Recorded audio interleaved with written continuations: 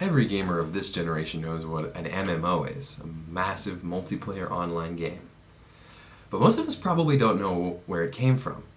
And what's cool is, if we trace its origins all the way back, it goes further than EverQuest and Ultima. Those weren't the first guys to figure it out. See, it goes all the way back to something called an MUD, a MUD, multi-user dungeon. And what the multi-user dungeon was, itself, was a natural progression of this.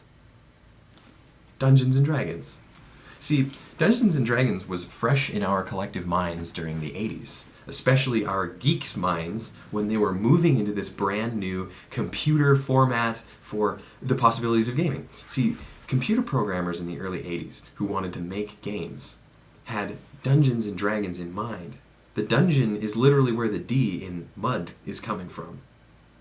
See, the reason that the MUD is the natural progression of Dungeons & Dragons is because Dungeons & Dragons was the pen and paper tabletop role-playing game. It had no graphics. It had no graphic interface. It was all in here. It was all your imagination, right? It was your imagination guided by a dungeon master player who could now, in the age of the MUD, be automated, be the universe. They could be digital rules that would follow you instead of a person having to mediate everything for you.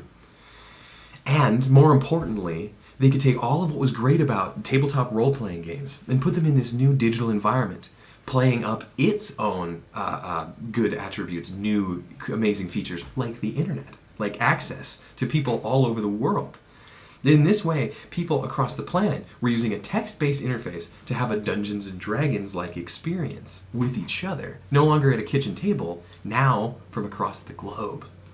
That went on to blossom into your Ultima Online, and then into your World of Warcraft, and now into, like Final Fantasy XIV, A Realm Reborn, which looks amazing. Seriously, I think I'm buying that right when I'm done posting this video. I'm done waiting.